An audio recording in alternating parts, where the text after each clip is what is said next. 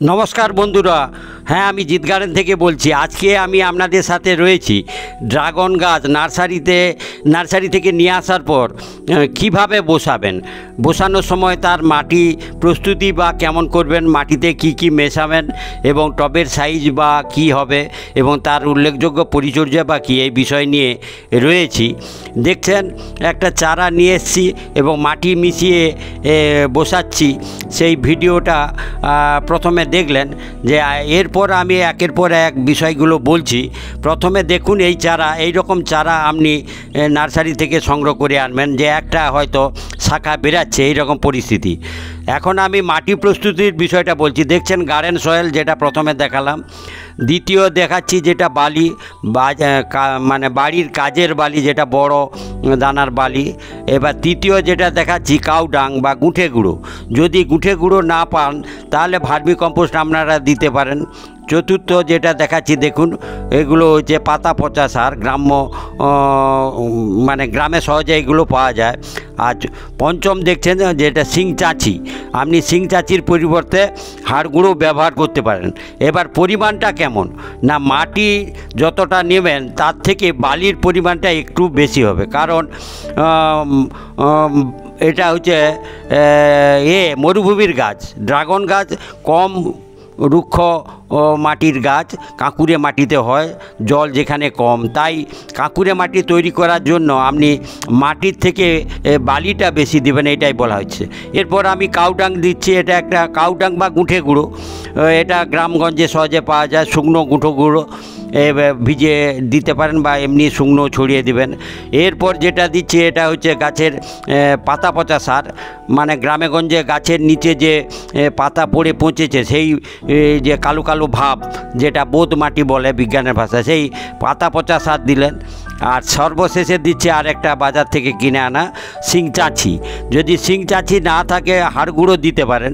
এবার শিং চাঁচিটা দিলে দ্রুত কাজ হয়, কারণ খুব পাতলা, এগুলো সহজে গাছের খাওয়ার উপযোগী হয়ে যায়, কিন্তু হাড়গুলো হলে একটু দেরি হবে। এইভাবে সমস্তগুলো মেশালাম।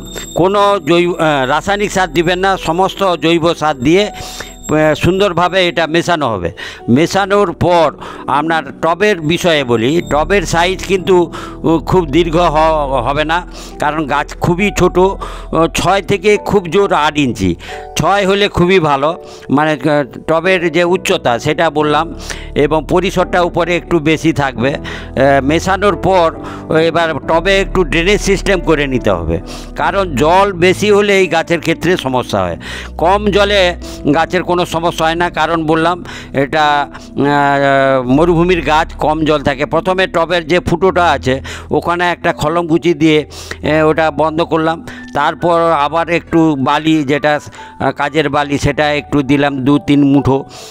এটা দিলে কি সুবিধা না, ওই ফুটো দিয়ে সঙ্গে সঙ্গে জলটা বেরিয়ে যাবে না, বালিতে জলটা ধরে রাখবে, তারপর ওখান থেকে বেরিয়ে যাবে অতিরিক্ত জল। এই টবে এই ড্রেনেজ সিস্টেম অবশ্যই করতে হবে, নাহলে ড্রাগন গাছের অসুবিধা হয়। আর অনেক বন্ধুরা পুরো মাটিতে লাগায়, একেবারে ঠিক নয় সেটা। এইভাবে মাটি প্রস্তুত করে লাগাবেন। এবার যে মিশ্র মাটি তৈরি করেছিলাম, জৈব সার মিশ্রিত মাটি, সেটা প্রায় অর্ধেকটার মতো এইভাবে টবে ভর্তি করে নিলাম। নেওয়ার পর এর মধ্যে আমি চারাটা বসাবো। এবার চারা বের করার বিষয়টা বলছি। পলি প্যাকেটে থাকে খুব সহজে। দেখছেন আমার চারাটা একটা শাখা বেরিয়েছে এবং নিচের গ্রোথটা দেখছেন খুব সুন্দর গ্রোথ, খুব বড়, যে তার মাদার প্ল্যান্ট। এই রকম চারা আপনারা নির্বাচন করবেন, যে মাদার প্ল্যান্টের গোড়াটা বেশ মোটা এবং বয়স্ক, সেটা নেবেন। এবং তার যদি কুচি শাখা থাকে আরও ভালো, সেই রকম একটা চারা আপনি নার্সারি থেকে নির্বাচন করবেন। এইভাবে টব থেকে বের করবেন, খুব সহজে বের করা গেল। যেভাবে আমি করলাম, যে পলিথিনটা ধরে টানবেন, বেরিয়ে যাবেন। দেখছেন অসংখ্য শেকড় রয়েছে। আর এ গাছ সাধারণত নষ্ট হওয়ার নয়, যদি পরিচর্যার ভুল করেন নষ্ট হয়। এবার বিশেষ করে ওই শুধু যে কেবলমাত্র যদি মাটি দিয়ে কেবলমাত্র যদি আপনারা মাটিতে বসান, তখন কিন্তু ওই জলের চাপে শেকড় নষ্ট হয়ে যায়, কারণ এটা মরুভূমির গাছ, কাঁকুড়ে মাটি দরকার, ড্রেনেজ সিস্টেম দরকার, জল যাতে বেরিয়ে যায়। এইভাবে সুন্দরভাবে শেকড়টা চারদিকে ছড়িয়ে বসিয়ে দিলাম। দেওয়ার পর আবার ওই যে জৈব সার মিশ্রিত মাটিটা আবার এইভাবে চারধারে সুন্দরভাবে দেওয়ার পর একটু আলতো করে চাপ দিয়ে সুন্দরভাবে বসিয়ে দেওয়া এবং তারপরে অল্প পরিমাণ জল দেওয়া, জলের প্রতি নজর রাখা। বর্ষাকালে আর জল দেওয়ার প্রয়োজন হবে না, আর রৌদ্রযুক্ত জায়গায় রেখে পরিচর্যা করতে হবে। একেবারে রৌদ্রু সারাক্ষণ দিনে রৌদ্রু লাগে এইরকম জায়গায় রাখবেন। আর ড্রেনেজ সিস্টেম যদি করা থাকে তাহলে বৃষ্টি হলেও সমস্যা নেই, জল বেরিয়ে যাবে। বর্ষাকালে আর সেই রকম কোনো উল্লেখযোগ্য পরিচর্যা নেই। এইভাবে গাছ বসান নার্সারি থেকে নিয়ে এসে। আমার এই যে ড্রাগনটা, এটা গোলাপি কালার, বাটটাও গোলাপি এবং ভেতরটাও গোলাপি। আমার 3 বছরে একটা মাদার গাছ রয়েছে, সেখান থেকে আমি কাটিং করে নিজেই চারা করেছি এবং সেই চারা রিপোর্টিংয়ের বিষয় নিয়ে আপনাদের সঙ্গে শেয়ার করছি। আপনারাও এইভাবে চারা বসিয়ে নিন, খুব সহজে করা যায় এটাই বলছি।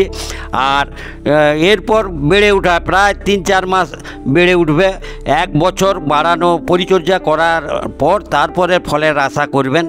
আর লাগানোর পর এইভাবে অল্প পরিমাণ জল দিবেন, টবের গা বরাবর জল দিয়ে রৌদ্রযুক্ত জায়গায় রেখে দিবেন। আর লক্ষ্য রাখা ব্রাঞ্চের সংখ্যা, যে একটা ব্রাঞ্চ বেরিয়েছে একাধিক ব্রাঞ্চ বেরাতে দিবেন না, দুটো হলে সর্বোচ্চ দুটো রাখবেন। বন্ধুরা, যদি নিচ থেকে একাধিক চারা বলতে আমি দুটোর বেশি চারা মানে শাখা বের হয়, তাহলে আপনারা ওটা ভেঙে দিবেন। দুটো সর্বোচ্চ রাখা যাবে, একটা হলে ক্ষতি নেই, কিন্তু একাধিক ব্রাঞ্চ রাখবেন না। আর দ্বিতীয় হচ্ছে 4 ফুট পর্যন্ত বেড়ে ওঠার পর তারপর ঝোলানোর যে বিষয়টা সেটা করবেন। এবং প্রায় এটা স্লো গ্রোথ, আস্তে আস্তে বাড়বে। 1 বছরের আগে ফলের আশা করা যাবে না।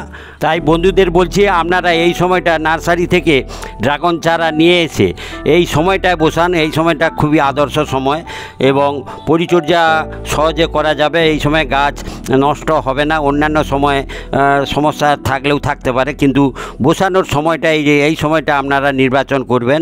আর ভিডিওটা ভালো লাগলে পরবর্তী ভিডিও পাওয়ার জন্য সাবস্ক্রাইব করবেন। ধন্যবাদ বন্ধুরা।